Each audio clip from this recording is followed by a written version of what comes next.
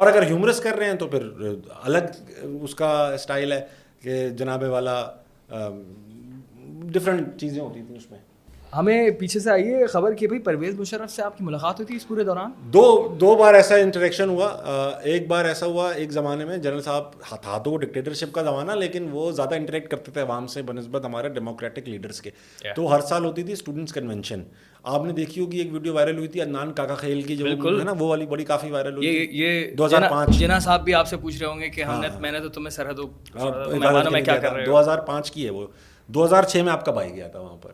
وہاں پہ اس زمانے میں ذرا یہ عدنان کاکا خیل کی ویڈیو کے بعد نا ذرا احتیاط ہو گئی تھی.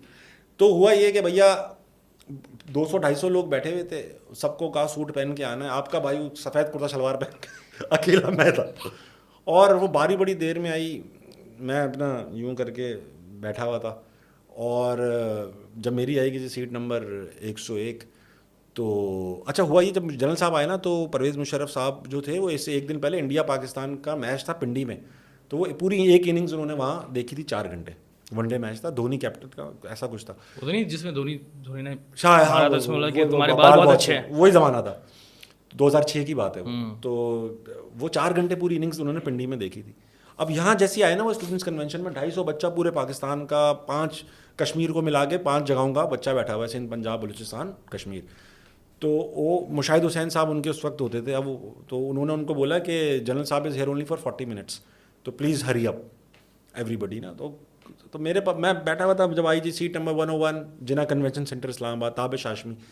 تو میں اٹھا, میں نے کہا جنرل صاحب میں لکھ کر لایا ہوں, اور یہ 4-5 لوگوں نے چیک بھی کی ہے کہ یہ کیا بول رہا ہوں میں, مگر یہ شاید ایسی اپرچونیٹی کہ پریزیڈنٹ سے بات کروں 1 to 1 مجھے کبھی زندگی میں نہ ملے.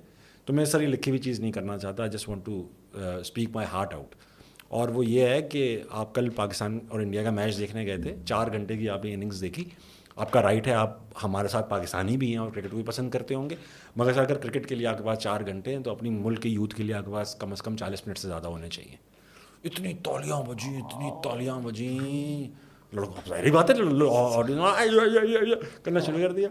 تو جنرل صاحب اس کٹیا سے نا انہوں نے کہا کہ Mushahid I am here let them speak freely.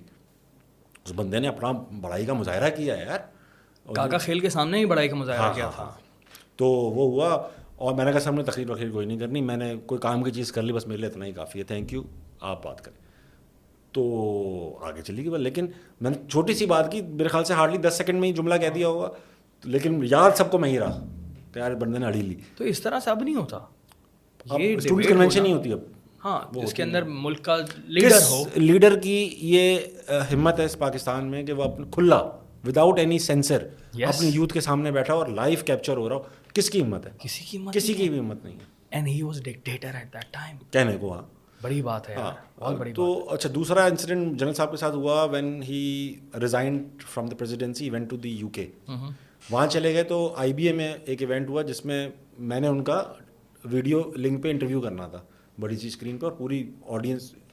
تو اس سے پہلے نا مجھے لندن سے ان کے اسپوکس پرسن کا فون آیا کہ بھائی وہ بات کریں گے, جنرل صاحب سے آپ نے یہ نہیں پوچھنا کہ وہ کب آ رہے ہیں واپس. وہ مجھے کہا یہ نہیں پوچھنا آپ نے. میں نے کہا ٹھیک ہے. اب جب وہ آیا نا ویڈیو لنک, اب میں نے دیکھا یار 300-400 لوگ بیٹھے ہوئے. میں کہا بھاڑ میں کیا, کون کیا اکھاڑ لے گا میرا. جنرل صاحب آئے, میں نے کہا جنرل صاحب آپ سے پہلے نا آپ کے اسپوکس پرسن کا فون آیا تھا, انہوں نے کہا تھا آپ سے یہ نہ پوچھوں کہ آپ کب آ رہے ہیں. تو جنرل صاحب میں آپ کو بتانا چاہتا ہوں میں آپ سے پوچھوں گا نہیں آپ کب آ رہے ہیں. دوسری بار بھی یہ کیا.